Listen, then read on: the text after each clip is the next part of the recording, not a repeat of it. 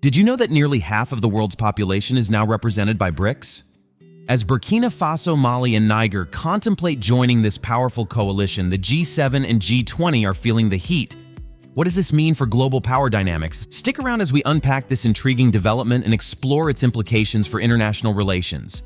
In a world of shifting alliances and economic power, the decision of Burkina Faso, Mali, and Niger to potentially join the BRICS group is sending shockwaves through the established global order.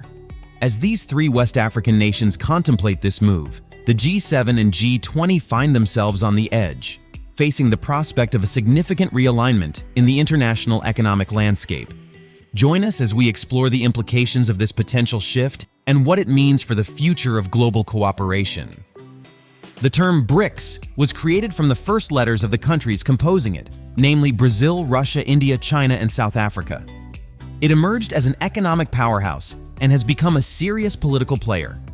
Since the admission of new countries like Argentina, Egypt, Ethiopia, Iran, Saudi Arabia, and the UAE, BRICS has a combined population of over 47% of the global population and a significant part of the world's gross domestic product. But this is not merely a figure, it is a message that can be translated into the fact that the tables are turning. At the moment, Burkina Faso, Mali, and Niger are facing numerous problems: political turmoil, socio-economic vulnerability, and insecurity due to terrorism. The BRICS nations present these countries with a way of doing things different from that of the so-called Western style, which most of the time they perceive as inefficient or partial. Otherwise, through BRICS members, they can get economic aid, investments, or just an opportunity to speak about their problems internationally. Global economy management has long been associated with the G7 and G20 institutions. The nations that make up the G7 are Canada, France, Germany, Italy, Japan, the United Kingdom, and the United States, while the G20 adds some other nations from the developing world. The three countries, Burkina Faso, Mali, and Niger, that join the BRICS pose a direct threat to the newcomers. The G7 and G20 have already come under scrutiny for their ineptness in responding to some of the world's most critical problems, among them climate change, social inequality, and pandemics.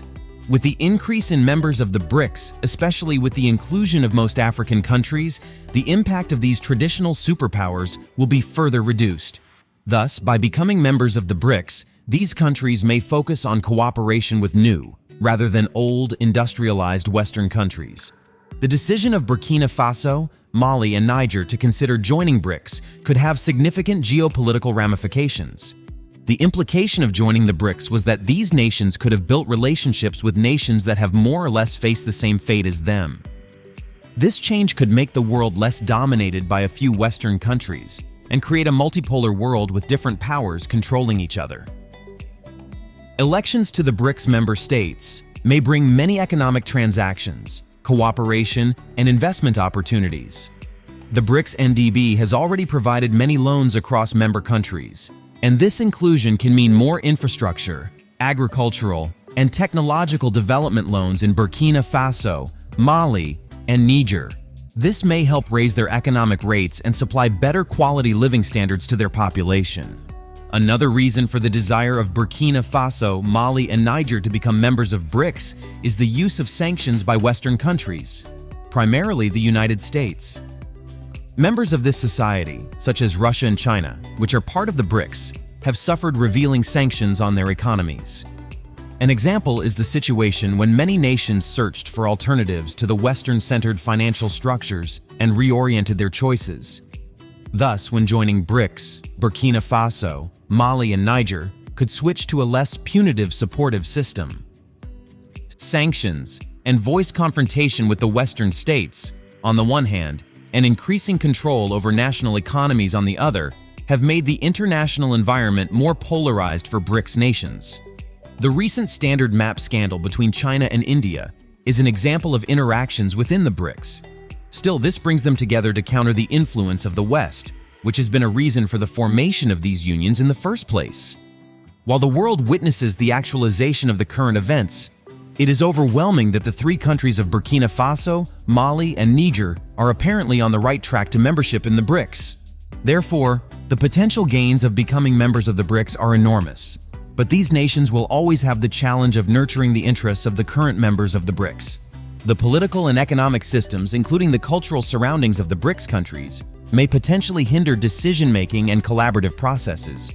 Therefore, for BRICS to pose a credible opposition to the G7 and G20, it needs to formulate a common political-economic relationship that will spearhead the needs of all the developing members. This consists of the negotiation of conflict-solving procedures, economic cooperation, and mutual development agendas. With the potential expansion of BRICS, the G7 and G20 must reconsider their approaches to global governance. Subsequently, these traditional powerhouses need to better interact with new economies. This could include changing the existing world bodies, how representation in the current bodies is determined, and how global issues are dealt with.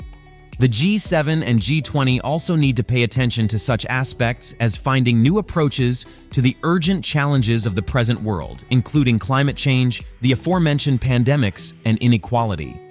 Thus, they will be able to make people trust them and follow them in the context of shifting global dynamics. Burkina Faso, Mali, and Niger's prospective BRICS membership is not only an economic issue, but also a powerful reference to regional security and stability in West Africa. Situated in this region, the conflict has been increasing in violence from radical and bureaucratic groups like Al-Qaeda and ISIS, which has fueled political disorder and poor control. These nations partnering with BRICS may require not just economic cooperation, but also the capacities that could be provided with security relationships to counter terrorism and organized crime. Today, Russia and China, being members of the BRICS, have intensified their actions regarding providing various kinds of military support and education to states that experience security challenges.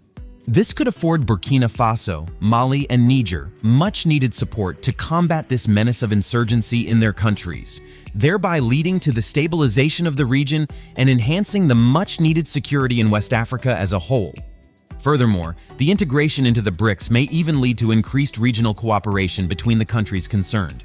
Perspectives that promote cooperation instead of developing individual solutions for common issues. This could lead to the establishment of security cooperation, the exchange of intelligence, and collaboration in handling threats, which is vital in an area where physical borders are not well defined and insurgent groups are known to cross over borders in a given region.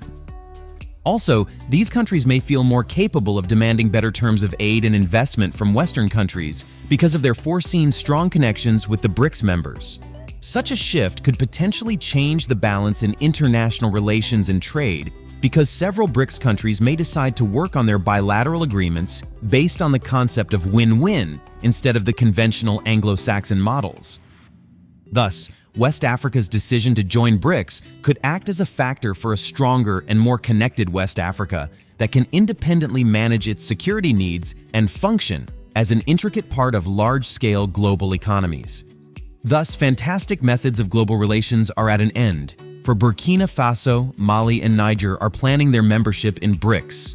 That is why the possible change in alliances may redefine the balance of power in the world and compete with the G7 or G20. This moment is a reminder of the reality that change is the only constant feature of the world. Hence, the future of international relations is in a volatile state, depending on the nation's flexibility. Will the G7 and the G20 be ready for the task? Or will they be witnessing themselves as a black and white on the new world map?